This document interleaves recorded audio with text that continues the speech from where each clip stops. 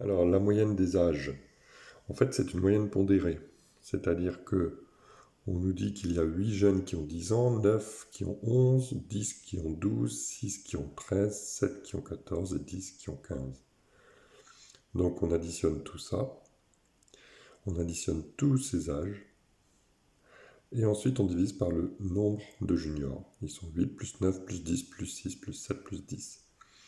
Et donc lorsque l'on fait ça, on trouve 625 au numérateur et 50 jeunes au dénominateur.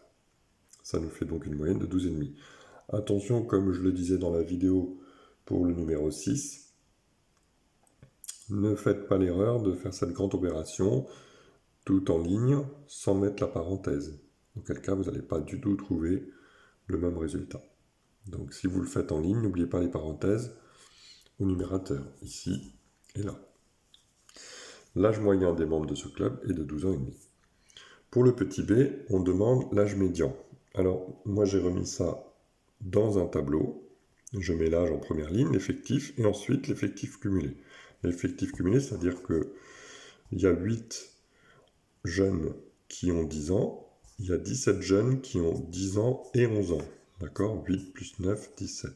Il y a 27 jeunes qui ont 10, 11 ou 12 ans. Pour trouver 27, 17 plus 10, 27. 33 qui ont jusqu'à 13 ans, 40 jusqu'à 14, et enfin on retrouve le 50 pour tous les jeunes jusqu'à 15 ans, c'est-à-dire tous.